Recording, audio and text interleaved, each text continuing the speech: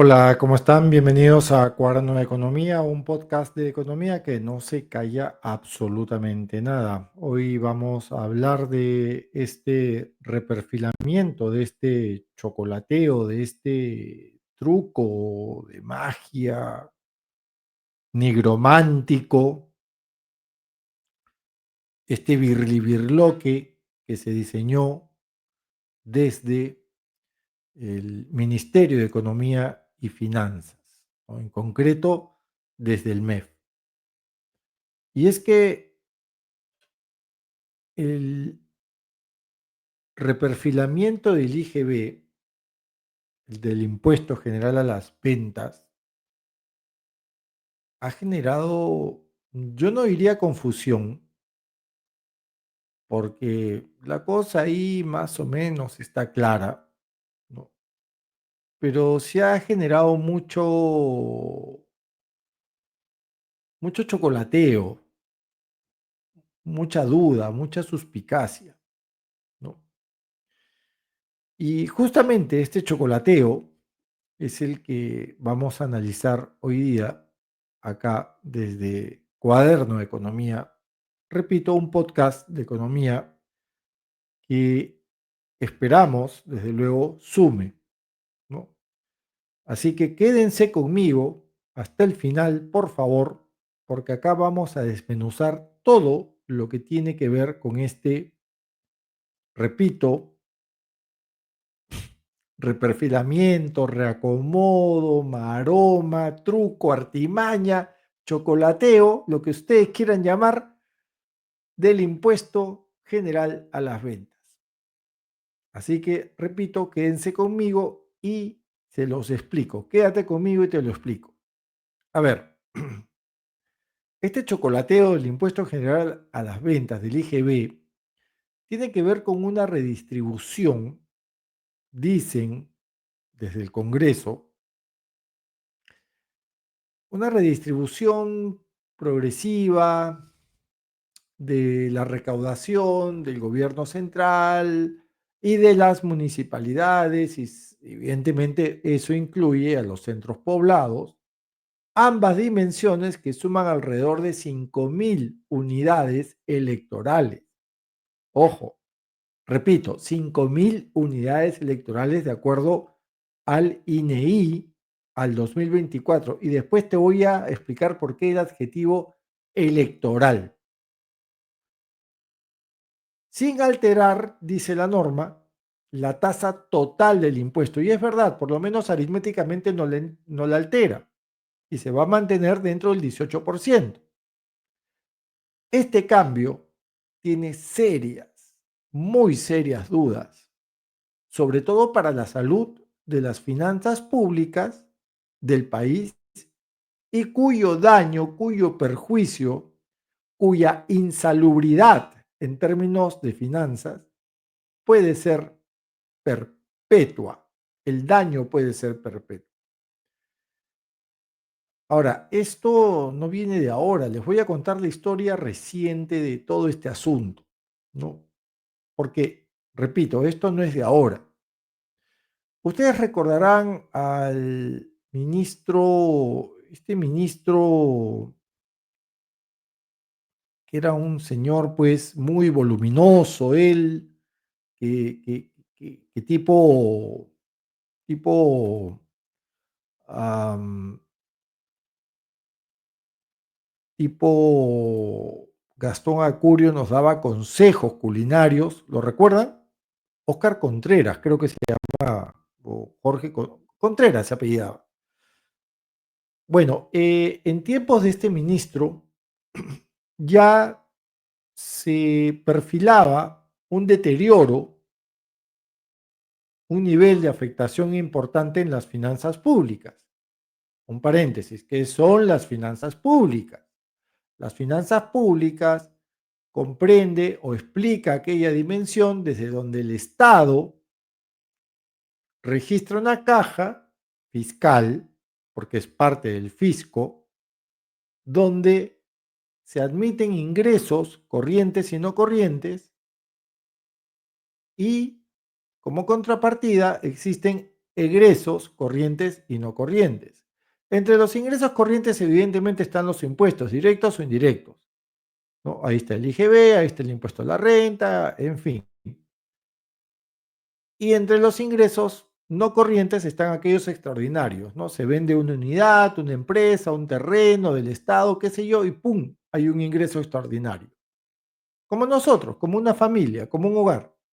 Y entre los egresos corrientes están salarios, planilla de funcionarios públicos, valga la redundancia, de cargos, ¿no? Está en la planilla de enfermeras, de médicos del Estado, de docentes del Estado nombrados, están las planillas de las Fuerzas Armadas, de los policías, etcétera, ¿no? Y también están los egresos extraordinarios, ¿no? Aquellos que eventualmente surgen por un imprevisto, un desgaste de alguna maquinaria, un activo fijo que pertenece a una empresa del Estado, desde eso hasta un evento cataclísmico como puede ser un terremoto, un temblor, un tsunami, qué sé yo, ¿no? Un huaico, etcétera. Eso corresponde a las finanzas públicas, eso corresponde a la política fiscal. Evidentemente, dentro de la política fiscal también está el nivel de gasto no corriente, que tiene que ver con el gasto que se destina para mejorar la infraestructura de esta economía, de nuestra economía. Y cuando hablo de infraestructura, hablo evidentemente de infraestructura en salud, mejores hospitales, infraestructura vial, mejores carreteras, infraestructura educativa, mejores colegios, infraestructura en términos de conectividad, mejor internet, infraestructura en términos de reducir brechas, por ejemplo, en términos de ingesta calórica o proteica, infraestructura, etcétera, conectividad, agua potable, esos son gastos que el gobierno ejerce. Cerrado este punto, podemos continuar con nuestra explicación de este birlibirloque llamado lo que acaba de hacer pues, el gobierno, ¿no? Bien, entonces decíamos que esta historia empezó con este señor, ¿no? Con este señor que nos decía alegremente, antes de entrar en el 2023 en recesión que de alguna manera él la desconoció durante alrededor de 4 o 5 meses, lo que provocó que evidentemente en el 2023 cayéramos o creciéramos en negativo, ¿no? Y que siendo él funcionario, ¿no? Evitó mitigar la bendita recesión. Bien, siendo así, esto ya se perfilaba, decíamos, como una suerte de aviso importante en función a lo que estaba pasando, ¿no? Ahora, esto evidentemente también provocó, ¿no? Provocó que poco a poco, ¿no? Y acá lo podemos ver más claramente, ¿no? Con datos del MEF, del mismo MEF, ¿no? Podemos ver cómo esta historia viene de largo, ¿no? En esta gráfica podemos ver el deterioro, la, digamos, mala gestión fiscal, ¿no? de este gobierno. ¿Y por qué digo mala gestión? Lo que nos dice este cuadro, pese o no obstante el nombre rimbombante, resultado económico del sector público no financiero, bueno, en realidad eso es el déficit fiscal, ¿ya? Son vainas. Esto es déficit fiscal y ya, se acabó, ¿ok? Bien, lo que nos dice este cuadro es que los ingresos versus los egresos son más débiles. ¿Débiles por qué? Porque se está recaudando menos en tanto se está gastando más, o se está gastando mal, o se está recaudando mal y se está gastando. El límite que nosotros tenemos El techo máximo que nosotros tenemos como economía primaria exportadora para gastar es del 2,2% del Producto Bruto Interno. Más allá de eso no podemos gastar. ¿Por qué? Porque existe algo, una herramienta, un mecanismo que se llama regla fiscal. Y la regla fiscal nos dice que menos 2,2% del PBI no se puede ni se debe sobrepasar.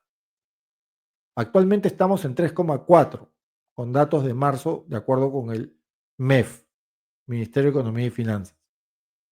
Ya nos pasamos 1,4 puntos porcentuales de lo que deberíamos gastar. Hemos llegado a estar casi en 4. Casi.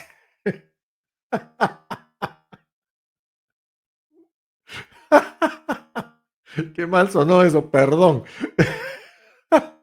Hemos llegado a estar casi en 4. Pero es literalmente, literalmente. Nos pusieron en 4. Perdón, con todo respeto, nos pusieron en 4. Porque la verdad es que esto que estamos viendo acá, ¿no? Llegó pues a esos niveles, ¿no? Niveles por debajo de ese umbral, de ese techo, ¿no? Del 2,2, ¿no? Ya lo voy a explicar más adelante. El actual ministro de Economía, Pérez Reyes, dijo que ese techo no va a ser 2,2, sino 2,8. ¿Por qué? Nadie lo sabe. ¿Cuál es el sustento? No lo ha explicado. ¿Cuál es el detalle? No lo ha dicho. ¿Y cuáles son las características de por qué no 2,2 y sí 2,8? Tampoco las ha dejado entrever, ¿no? Bien, así que nos pusieron en 4, pues, o sea, sí, literalmente. Perdón. Acá hay niños que deben estar viendo esto. Bueno, la cosa es que esto sí tiene un nivel de afectación fortísimo, sobre todo por el lado de la deuda pública, porque es la deuda pública la que puede, de alguna manera, perjudicar nuestro, nuestra trayectoria en función a las finanzas públicas. La deuda pública actualmente, o por lo menos se cerró en el año 2024 en 32,1% del PBI, es decir, 32,1 como porcentaje del PBI. Y acá lo podemos ver claramente, ¿no? Ahora, esto evidentemente tiene también un correlato, ¿no? Un correlato con las finanzas públicas. ¿Por qué? Porque nosotros tenemos que tener la suficiente salud pública en finanzas públicas como para no endeudarnos. Y si nosotros no tenemos esa potencia en función a las finanzas públicas, potencia que significa recaudar más, tener más ingresos corrientes para poder enfrentar los gastos corrientes, vamos a tener que incrementar ese ratio que al final de sus pantallas de 32,1 puede incrementarse. Si este número no les dice nada, yo les voy a decir algo. Yo les voy a contar algo. Este ratio es uno de los mejores que hay en América Latina, porque hay economías como Argentina, por ejemplo, que este mismo ratio está en 98, que es 98% del PBI. ¿Qué significa ello? Que Perú, el peruano, de 100 soles, 32 soles están comprometidos en deuda. El argentino de 100 pesos, 98 están comprometidos en... Ni siquiera tiene 2 pesos para gastarse las empanadas de Ricardo Darín. ¿Te das cuenta? Entonces estamos en una senda muy peligrosa. Esta es una historia que es, repito, que viene de largo, que viene de largo. Y acá Luis Alberto Arias Minaya, ¿no? Ex alto cargo de este gobierno, en una columna de me parece que fue, esta columna creo que la escribió él o se publicó el domingo o el lunes, describe muy bien la situación, ¿no? Que tiene que ver efectivamente con déficit, con deuda y con una falta, una carencia, una poquedad en política pública que decanta en qué? En populismo fiscal, ¿no? En populismo fiscal, ¿no? Y él registra en esta columna que se las recomiendo, pues, fue publicada en Gestión, me parece, raro que Gestión publique esto, por cierto, pero bueno, lo hizo al final, qué bueno, saludo eso, ¿no? Porque Gestión suele ser prensa de nicho y no prensa económica. Bien, él resume, Lucho Arias, resume esto en una frase que me parece que es muy válida, ¿no? Y la frase, pues, es la siguiente, ¿no? Que el gobierno nacional no podrá fácilmente revertir la medida, la norma, este código que ha diseñado el Congreso y que evidentemente era más que obvio que el Ejecutivo le iba a decir, sí señor, ¿cómo no? Claro que sí. No, el gobierno nacional no podrá fácilmente revertir la medida, su gasto es rígido, y es rígido, ¿no? Porque buena parte va para planilla, ¿no? Va para planilla y otros gastos que son ya destinados dentro del presupuesto.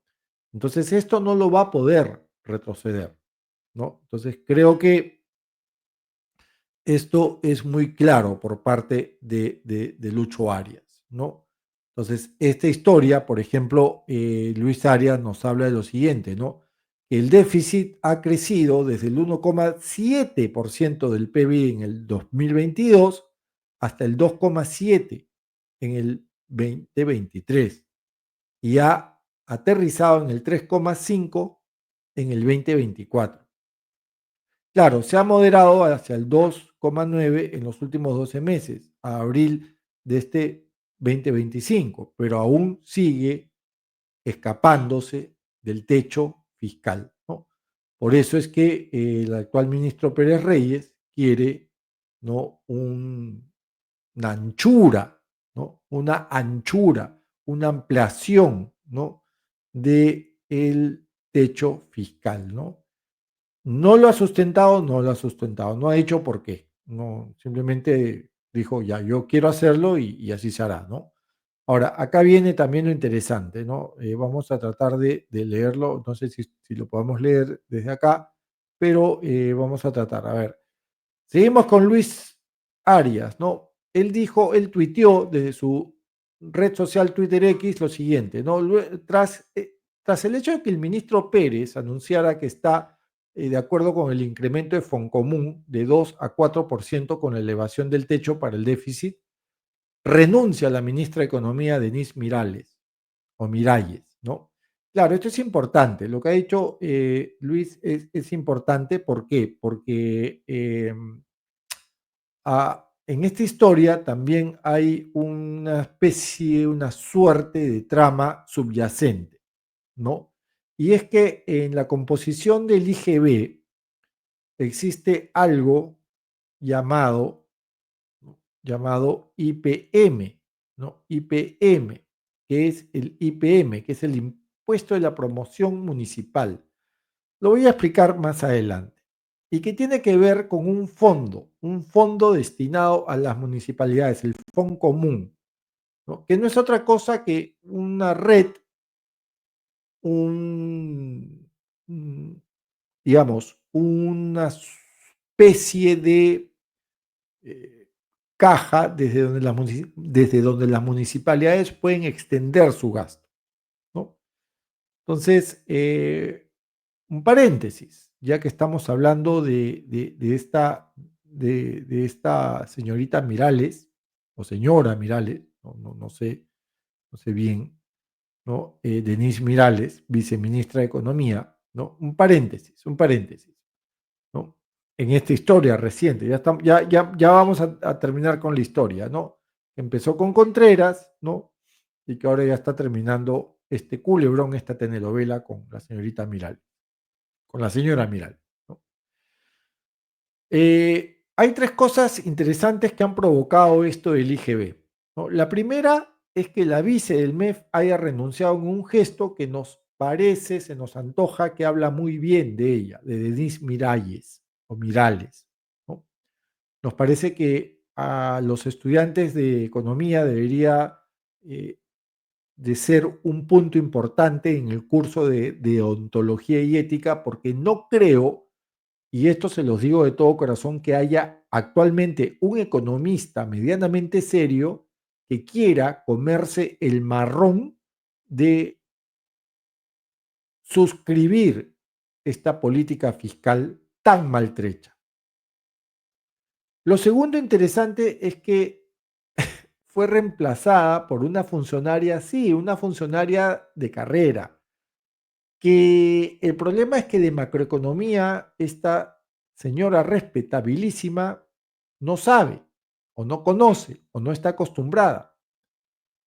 Y lo tercero interesante de este culebrón, de esta telenovela llamada IGB, Houston, We Got a Problem, es lo siguiente, que los economistas, como nunca, sean de cualquier orilla que sean, doctrinaria, política, ideológica, nos hemos unido prácticamente en consenso. Y al unísono le hemos dicho tanto al Congreso como al Ejecutivo, tanto al Legislativo como al Ejecutivo, que esta normativa, que este código, que esta ley, que este decreto está muy mal diseñado, es muy malo. Y los economistas, repito, seamos de la cancha doctrinaria que seamos de la U, de la Alianza, del Cristal, o como es mi caso, del Deportivo Municipal, nos hemos unido. Ahora algunos detalles del reacomodo del IGB, ¿no? Actualmente el IGB se distribuye en un 16% para, bueno, ya terminamos con esta historia del culebrón, así que ya podemos retornar a nuestra base, ¿no? Ya podemos retornar a nuestra base.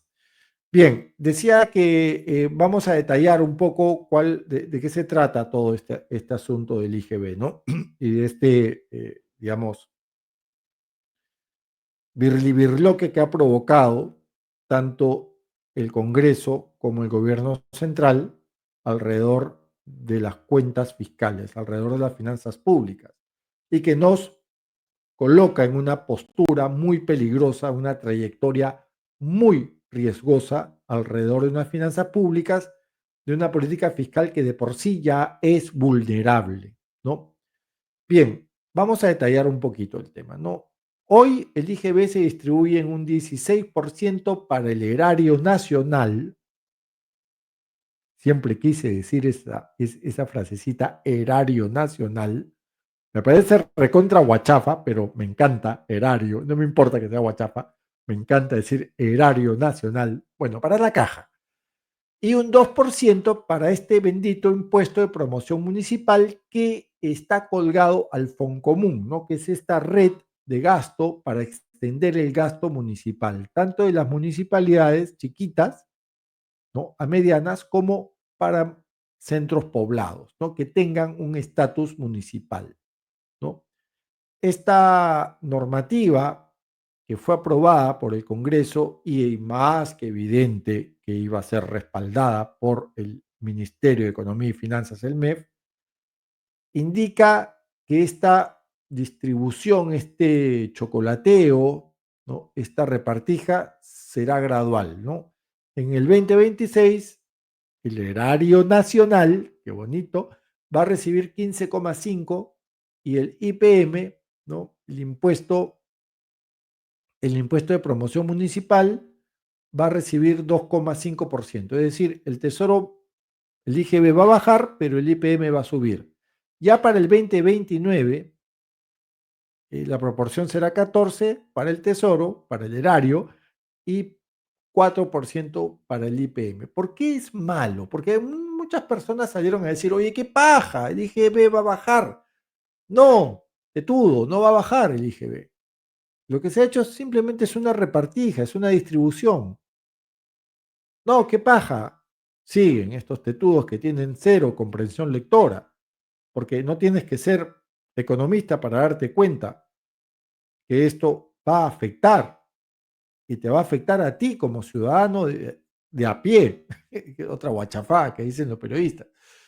Te va a afectar, ¿por qué? Porque, a ver, una economía primario exportadora como la del Perú no basa sus espaldas, el crecimiento, en demanda y consumo.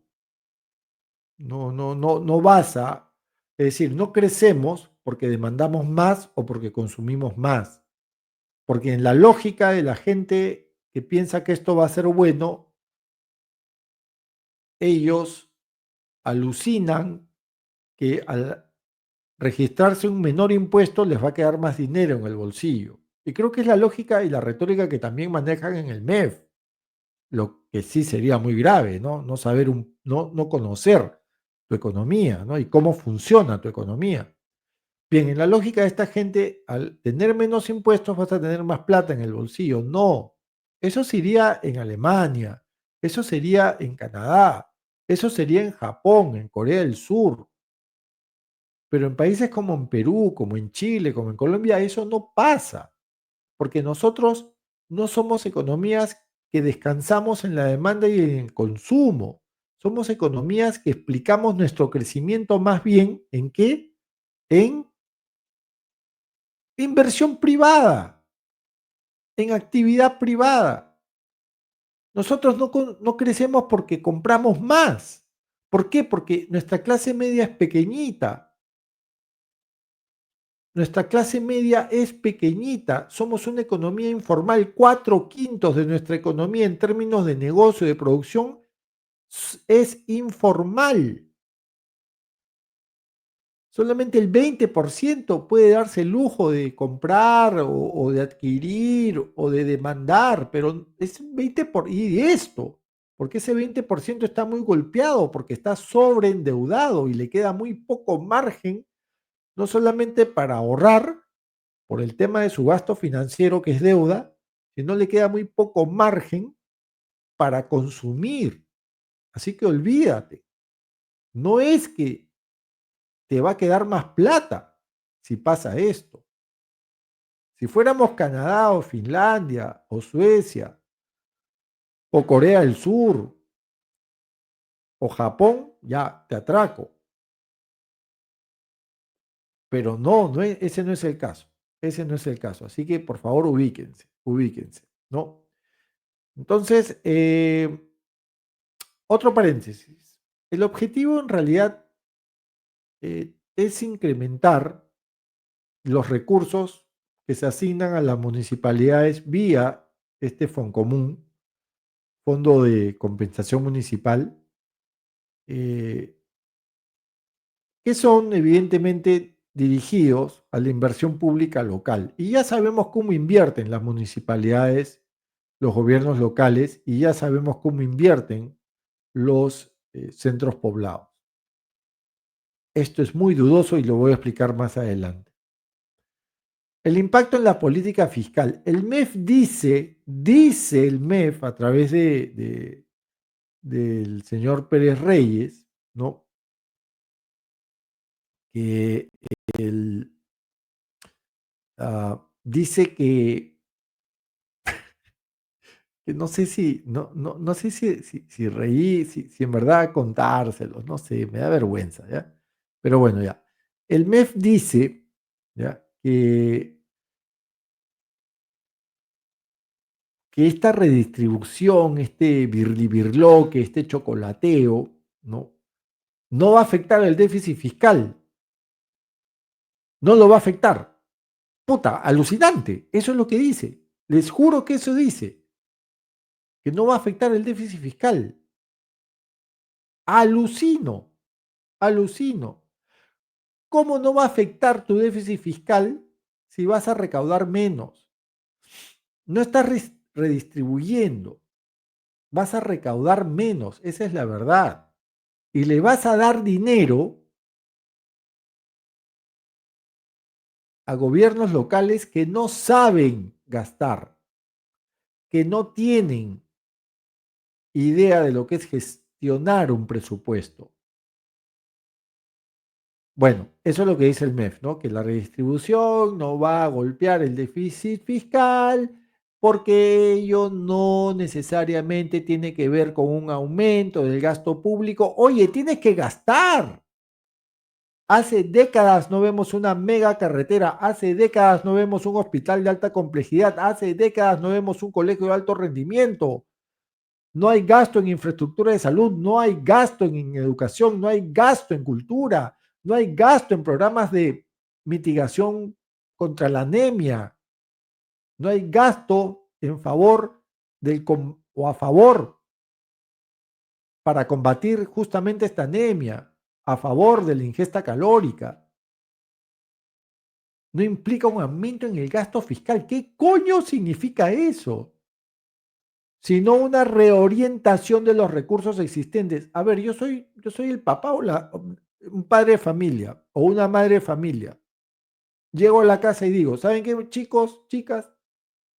Este año no vamos a cambiar el cableado de cobre de la casa que tiene como 40 años porque vamos a reorientar nuestros recursos existentes.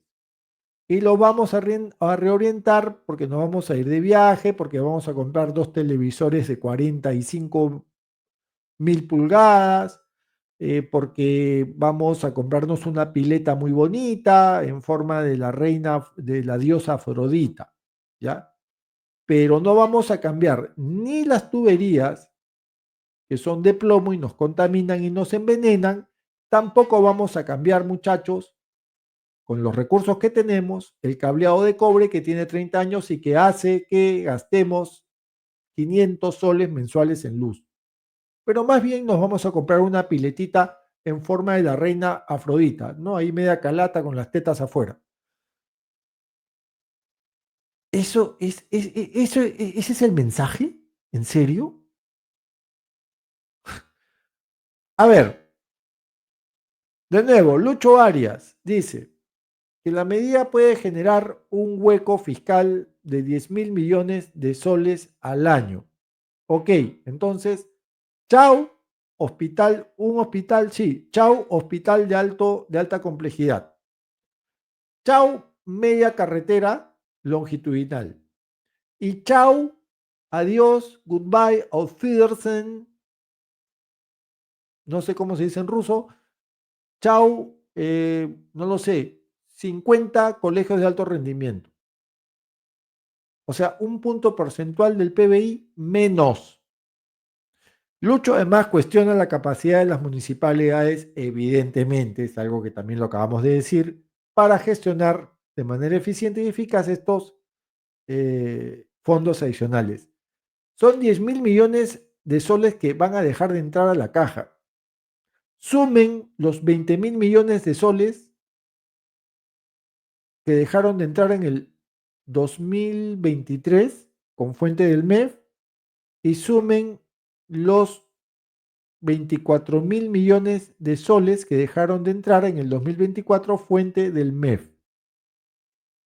O sea, tienes casi 54.000 millones de soles que se dejaron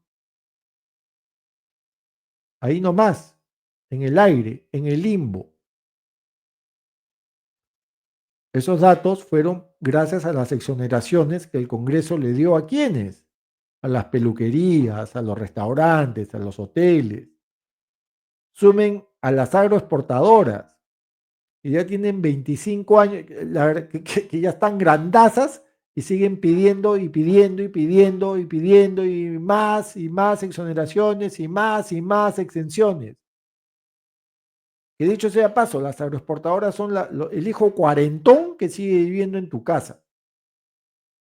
Mamá, lávame la ropa, mamá, cocíname, mamá, se me ha caído un botón, cóselo. Así son las agroexportadoras. Waldo Mendoza nos dice, ex ministro de Economía, nos dice que esta reforma o reperfilamiento es una de las más perjudiciales del siglo. O sea, bien diplomático, Waldo Mendoza, o sea, bien, bien polite.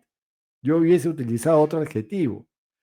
Y dice e indica que socava, debilita la sostenibilidad fiscal y que, algo muy importante, lo de Mendoza, que indica que transfiere el problema al próximo gobierno y es verdad, transfiere el problema al próximo gobierno. El próximo gobierno va a recibir un muerto, y un muerto bien feo, bien feíto. Luis Miguel Castilla, y me pongo de pie porque la vez pasada se mandó con una buenaza. Me cae muy bien Luis Miguel Castilla. Además es del mismo house de uno de mis mejores amigos del Colegio Marcan, así que me cae muy bien. No, perdón, el gordo es un house menos. No, no, no. Además, pero eso sí, trabaja con un pata de mi colegio que es bien buena onda, ¿no? Milton von Gese, ¿no? Que es un poco mayor, creo que estudió, es de la promoción de mi hermano, pero ya, ¿qué importa? Bueno, Luis Miguel Castilla, y me pongo en el pie, ¿no? Se mandó con una el domingo pasado en el programa de Christian Huboker, buenaza, ¿no? Ex ministro de Economía también, y dijo lo que todo el mundo piensa, ¿no? Considera que la ley es no solamente inconstitucional, ya que había cuenta el Congreso no tiene ninguna competencia para generar o provocar gasto, así como lo provocó en el 2023 y el 2024, porque cuando tú exoneras de pagar a un sector, estás exonerando también de gastar a determinados sectores. ¿Me dejo entender?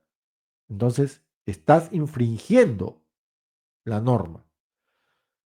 Bien, no solamente dijo eso Luis Miguel Castilla, sino que también destacó el riesgo, el peligro de desequilibrar las finanzas públicas al reducir la presión tributaria que sostiene el presupuesto nacional.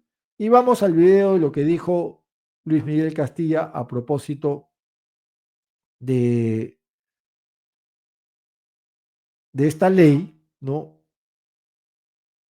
Y de cómo comparó la actual gestión del MEF con la gestión que se registró durante el gobierno del actual preso expresidente Pedro Castillo. Yo no soy hincha de Castillo, ojo, no soy hincha de Castillo, nunca me gustó Castillo,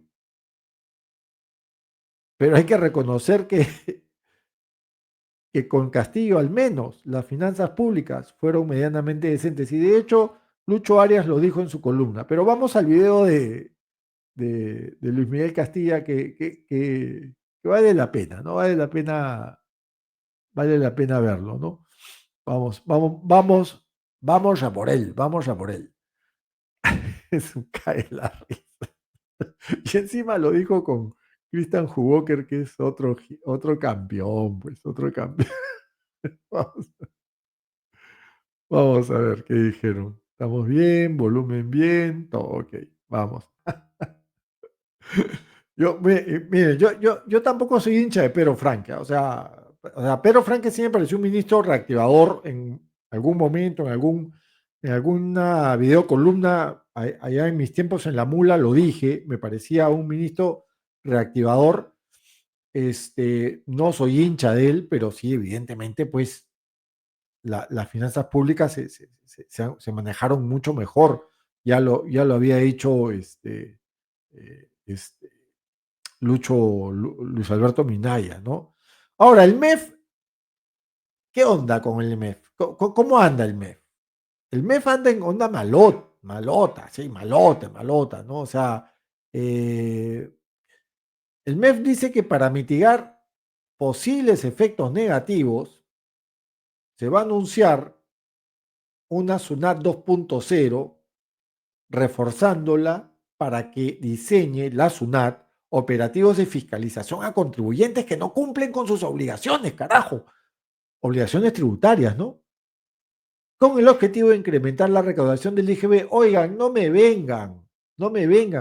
En el 2023, Ojo Público, con datos de la misma SUNAT, liberó un listado de los principales deudores donde están bancos, mineras, telecomunicaciones, empresas de alimentos, de lácteos que no son lácteos, por 12.000 millones de soles. Eso es lo que nos deben esta gente, estos monopolios, estos oligopolios, ¿ya? Entonces, seamos pues claros, ¿no? Con las cosas, ¿no? Seamos un poquito eh, más coherentes, ¿no? Entonces, por ejemplo, ¿no? Por decir algo, ¿no? Por decir algo más o menos interesante, ¿no? Quiero detenerme un poquito en lo que dijo Pablo Secada, ¿no? Vamos a ver si se puede ver, ¿no? Porque a veces no lo podemos ver, ¿no? Vamos a ver si podemos pillar a Pablo Secada en el Twitter. Sí, parece que sí, sí lo podemos pillar, qué bueno. A ver, déjame confirmar. Ahí está, ahí está. Perfecto. A ver, Pablo Secada dijo, entrecomillado, el ministro de Economía y Finanzas, Raúl Pérez Reyes, anunció que propondrá elevar la regla fiscal al 2,8% del PBI para el 2025 frente a la meta del 2,2%. El ministro indicó que el cambio en la meta busca evitar una desaceleración de la economía, ¿no? Dice, seguía Pablo Secada, hay reglas de discrecionalidad. Si se sube la meta tras incumplirla 2 años seguidos, no vengan, se incumple la regla 3 años seguidos. O sea, me dejo entender, ¿no? La economía no crece más porque el crecimiento potencial se redujo de 6,2 de hace 20 años al 2,1, 2,5. Es decir, el motor, nos han reducido un motor de 900, de una Ducati a una itálica, ¿no? Para usar un ejemplo de motos. Y eso depende de reformas, no de política fiscal. Pablo Secada sigue. En poco más de una década, la deuda pública pasó del 2,5 al 24,9 del PBI. Y se gastaron la diferencia por encima de lo recaudado. No hay gestión por resultados, dice Pablo Secada. Evaluación de impacto vinculante, ya lo voy a decir más adelante, y monitoreo por unidad ejecutora. La calidad del gasto siempre ha sido mala y culmina diciendo, es peor ahora que la títere de repuesto de mafias, dice Secada, y sus ministros que dan vergüenza y pueden tener que dejar el poder pronto. Han sido años de hora loca, de mafias que dominan el poder y sus títeres. Estos meses serán de hora loca con anfetaminas. Fregado, pues lo que dice Pablo, ¿no? Muy, muy, muy complicado, ¿no? Muy complicado, ¿no? Lo que dice Pablo, pero bueno, es una opinión en todo caso, ¿no? Es una opinión. Conclusión, ¿no? Conclusión.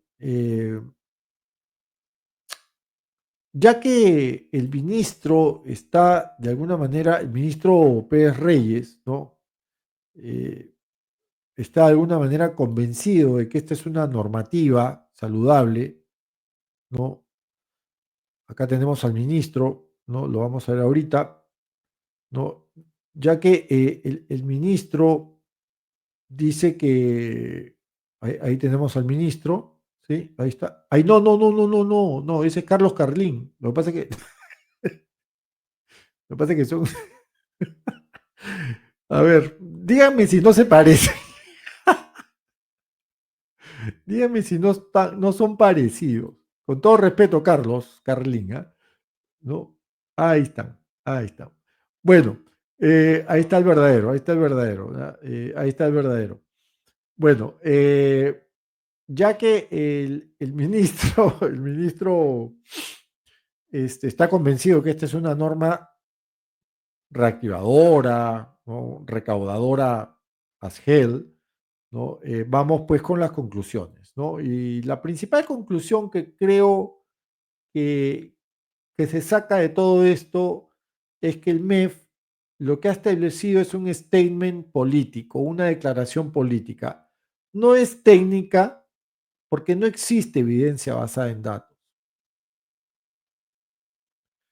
Es un poquito lo que decía Pablo Secada, ¿no? Un economista que se respete, o ministro, congresista, conoce, sabe, tiene certeza de que una política pública o tributaria se debe diseñar en función, lo adelantó Secada, repito, al trazado de datos y a la población o muestra poblacional debidamente detectada e impactada por esta política. Ahí tienen herramientas como la ENAO, que ha mejorado muchísimo.